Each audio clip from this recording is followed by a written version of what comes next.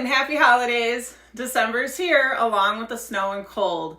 My poor chihuahuas are wearing sweaters and snuggled up on their heated blankets, and I wish I could join them. But we're going to start out our month of holiday paintings with a lovely poinsettia using complementary colors. For this lesson, I didn't use a reference photo, but instead I drew a sketch based on dozens of photos I studied. If you're a patron, you can download this sketch to work from. And if you're not a patron, it's easy to become a member. I'll put the link in the description. It's only $5 a month, and you'll get access to exclusive lessons, behind the scenes, and full-length videos. Now, let's head on over to the easel and get dusty.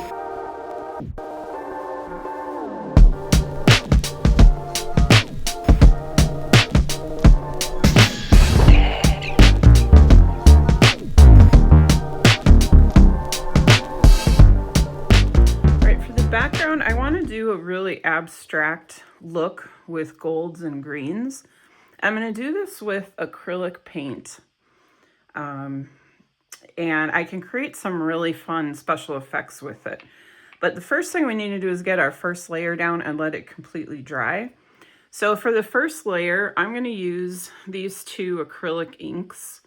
And I picked these because they are metallic. They have kind of a shimmer in them, and I want that to kind of come through in the background with the effects that we're creating. So this is the iridescent rich copper, and this is iridescent bright gold. So I'm just gonna kind of blend those onto the background. Now, acrylic ink is different than alcohol ink, so you want to make sure if you're going to try this technique that you have acrylic ink, because we're going to be using alcohol in the next step, and you don't want alcohol ink down for your first layer because it'll end up dissolving it. And this also will not work if you use pastels for the bottom layer.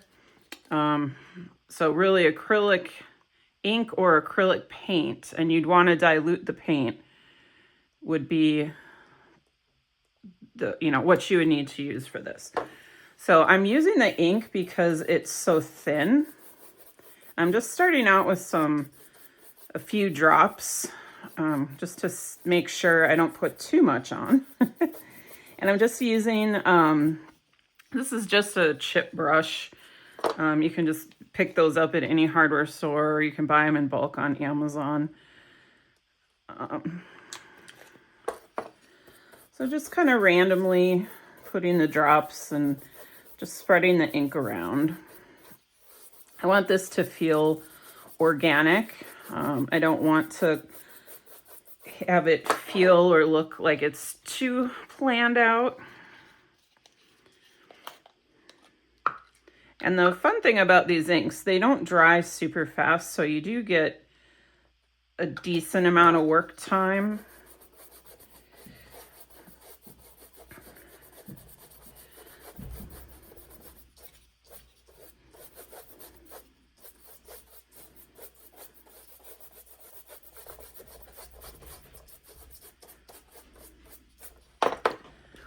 I think I'm mostly going to stick to the gold just because I do want it to be a little bit lighter.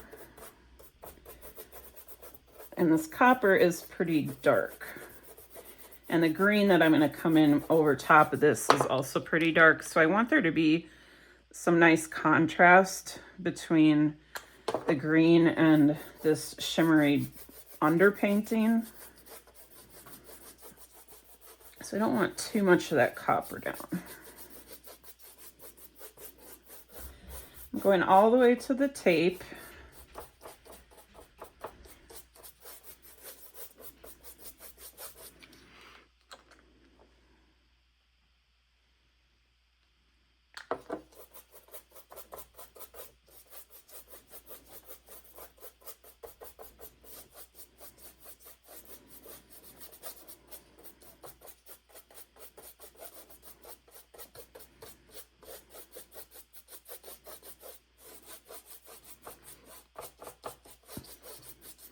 And I'm not going to be too picky about my brush strokes. Most of these are going to be covered up, and if they do show through, the strokes will just give it a nice added texture.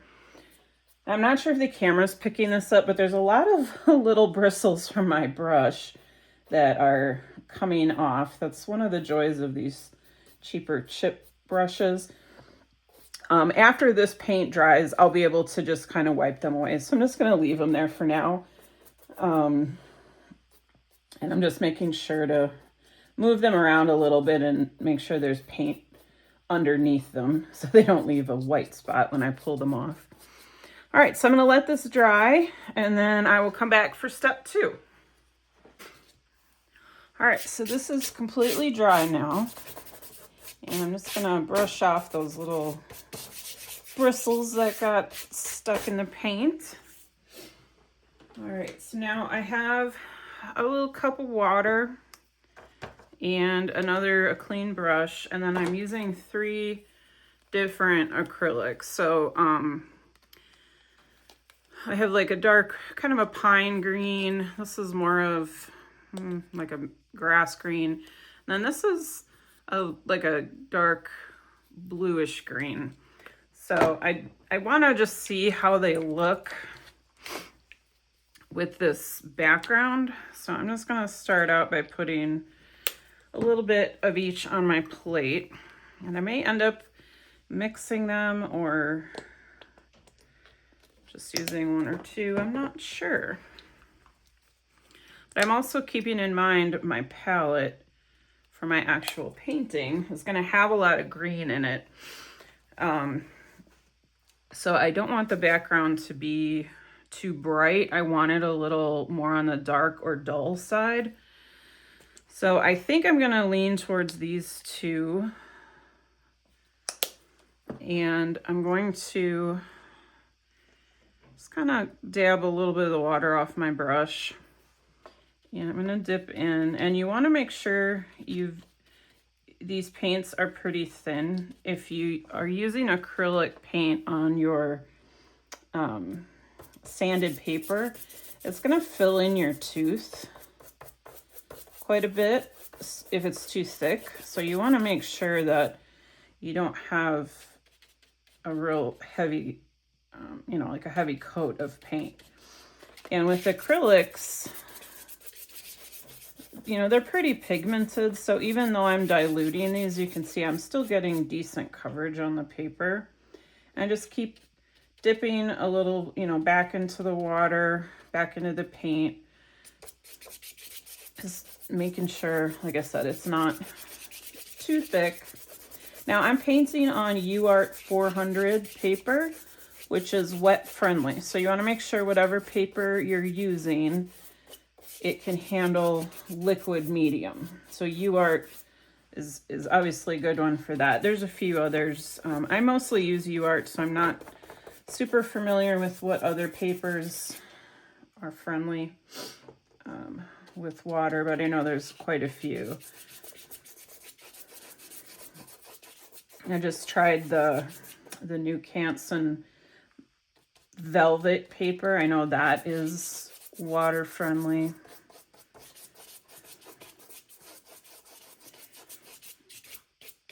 All right. So now I'm just gonna now these strokes are still going to be visible. So if you wanted to, you could use a wider brush or even a sponge brush if you didn't want your strokes to be showing through.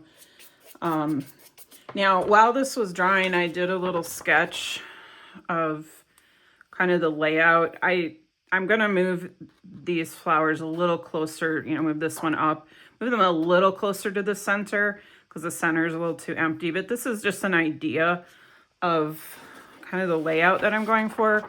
So I'm going to put my brush strokes in kind of where I'm envisioning these flowers to be.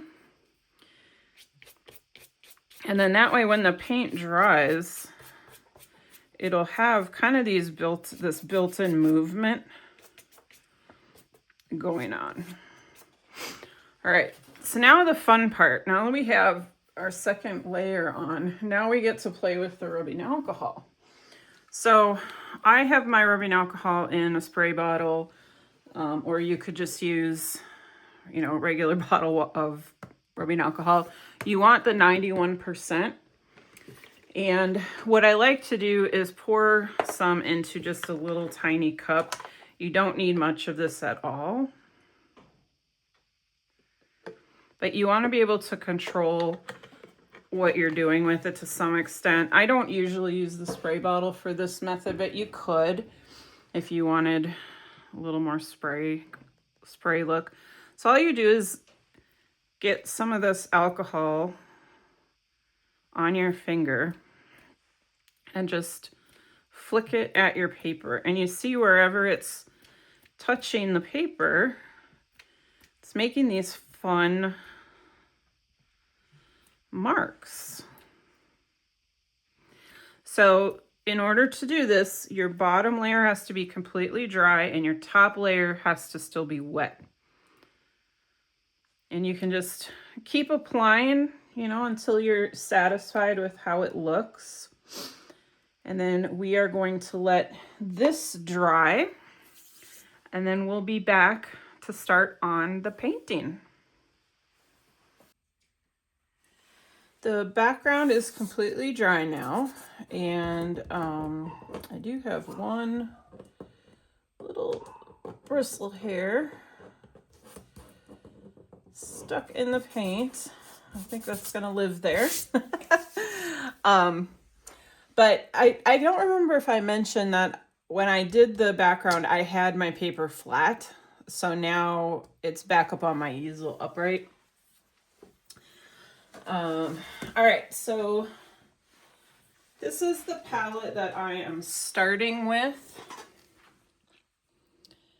So I've got my warmer greens, my violets and blues, my reds, and kind of some of my oranges. So I am trying to do a little bit of a complementary palette with green and red, and then the purple and the yellows, and the blues and the oranges, but they're not exactly complementary.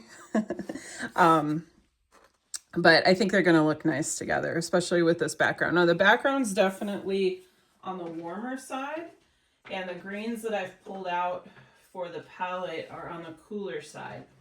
And I did that intentionally. I wanted to have the background be distinct, you know, so we can tell the difference between the background and the leaves. But I'm definitely going to be covering quite a bit of the background, so where it's going to peek through, we'll be able to see it. And I love how all of the little rubbing alcohol splatters on the paper turned out. I think that's going to be a fun background. And you can't really see it. I know the camera's not picking up the sparkle, but that first layer that I put down, that iridescent acrylic ink, depending on, you know, the angle you're looking at it, or, you know, how the light hits it. Sorry, I'm putting my gloves on. You can see a little bit of that shimmer kind of peeking through, which is real pretty. So if you're watching me on Patreon, if you're a member, you will get my drawing to use.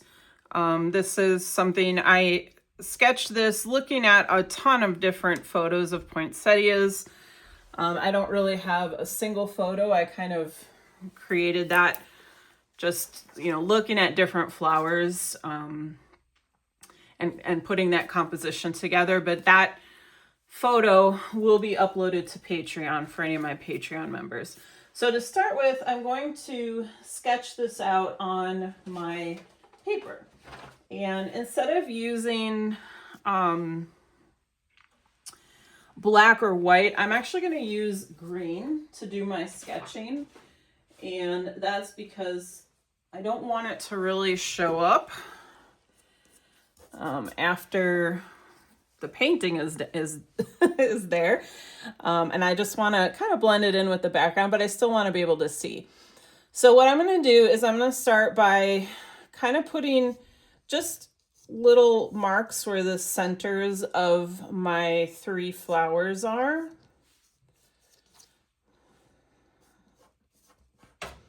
So kind of like that. And now I'm just gonna go in and just put in the petals and the leaves. Now, I do want this to be a little more on the abstract side. I'm not going to work too hard to keep it exactly to my drawing. So if it varies from the drawing a little bit, I'm not going to complain. You know, feel free to make it as close or as far away from the drawing as you want. But just putting this in.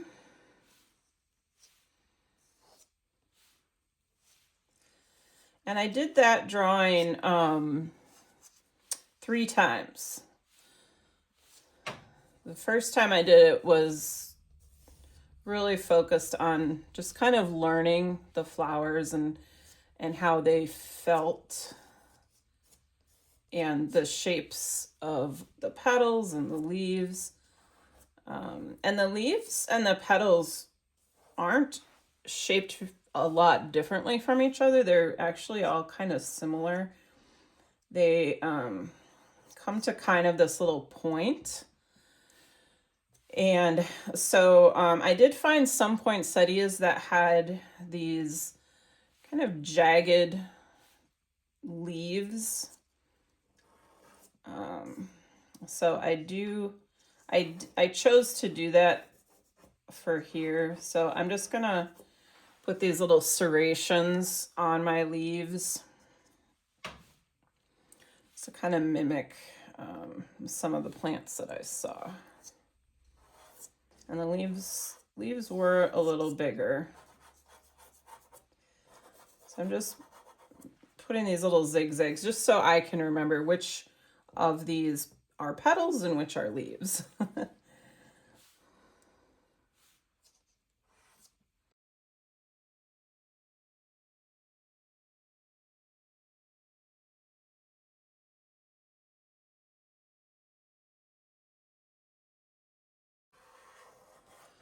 And some of the leaves are curved.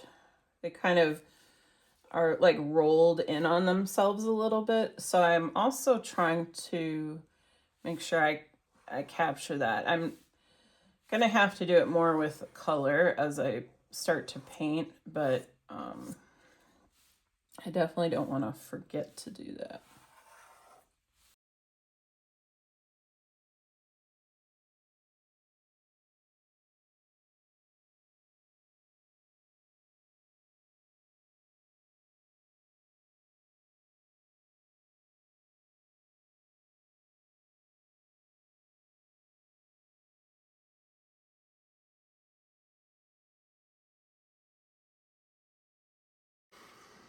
All right, so I've got my initial drawing in.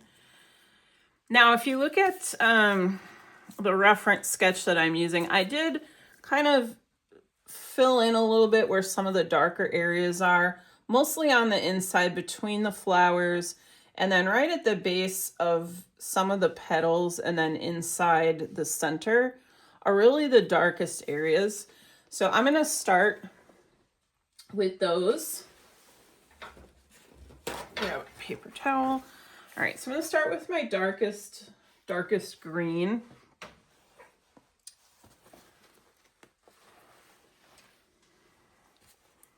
I'm just going to come in and get this into the center and just kind of where I have it in my sketch, where some of the darkest bits are.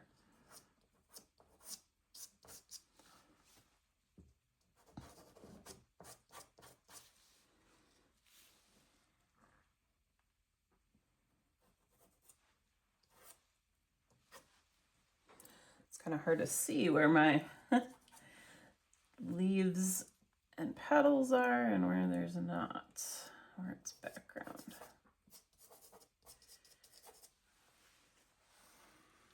A lot going on.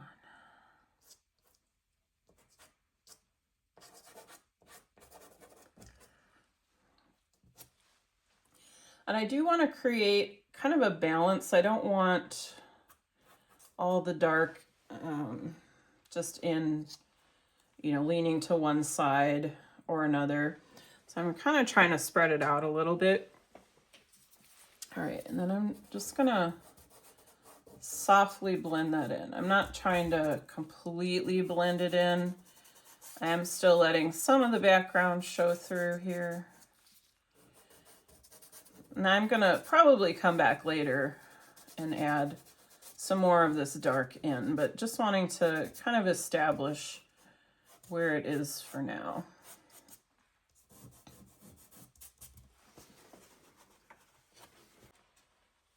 All right, so I'm gonna start now on the petals. And I don't wanna say you have to do, you know, paint in a certain order.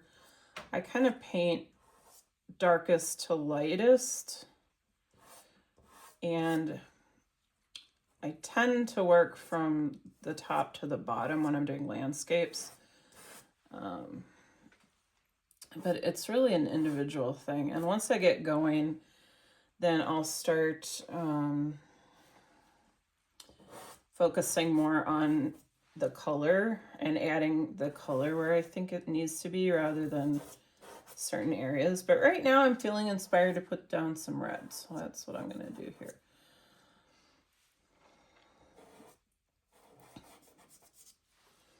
And you can already see how nice of a contrast this red is giving with this green. It's such a pretty contrast. I think that's why I love poinsettias so much, is just the red and the green. They're just so brilliant together.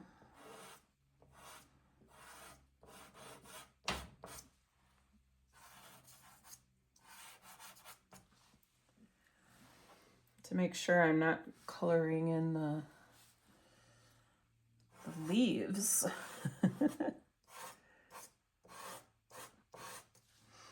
And as you can see, I'm not completely filling in the petals. I'm just coming in kind of abstract, filling them in.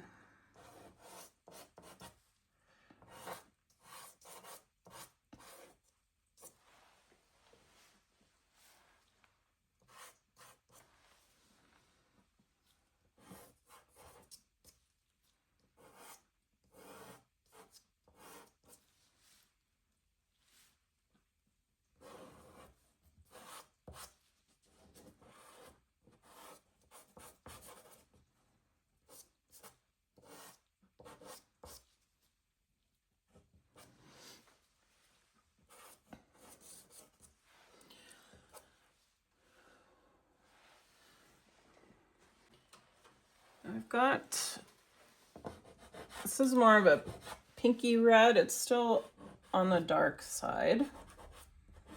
So I'm just going to come in and add just a little bit of pink into these.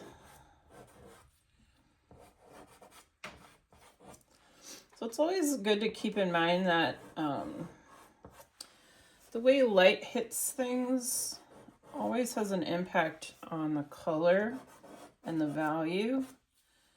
So wanting to use this pink and some other shades of red to really help emphasize that these are being hit by light. If you just use the same color or even just different values of the same color, you're not gonna create that interesting kind of a melody on your paper as you do if you really start to bring in different versions of the color. So when we say red, we don't just mean literally one shade of red. Like, red also includes pinks. It includes, you know, it goes to the warm side where we've got some shades of orange brought in, you know, some of the red or violets. So red can really, well, any color really, but colors are really much broader than just their single representative on the color wheel. All right, and now I'm coming in with the even lighter version of red, and this is definitely more on the pink side.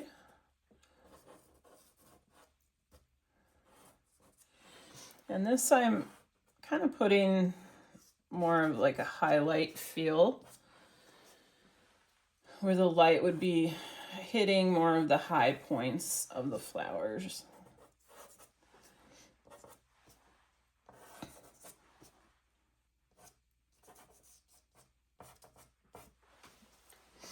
So like this petal down on the bottom, it's kind of underneath. I didn't really put any of this lighter red on it because it's not going to be receiving as much light.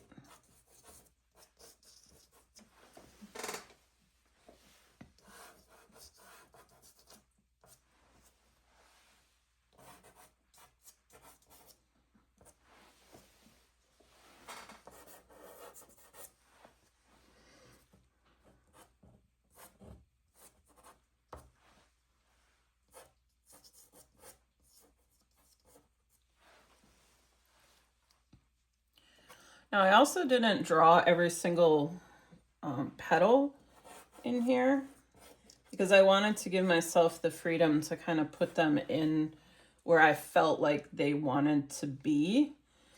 So you'll see as I'm going, I'm kind of maybe randomly adding another petal here or there.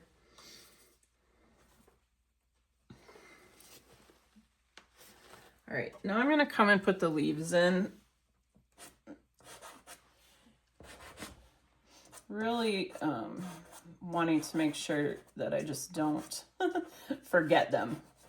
As I'm putting in all of the beautiful red petals, I find myself wanting to fill these gaps in with the red, which means I'm going to end up forgetting to put the leaves in. So. All right, so I am going to let you watch the rest of this video on fast forward. I'm just putting in the rest of the leaves. And for the second video of this lesson, I will be finishing with, the shadows and the light areas, and then adding some of our fun details. So if you want to see the videos in their entirety, head on over to my Patreon page. Membership is only $5 a month, and I would absolutely love to welcome you to my family. But thank you so much for tuning in, and I hope you enjoy the rest of the video.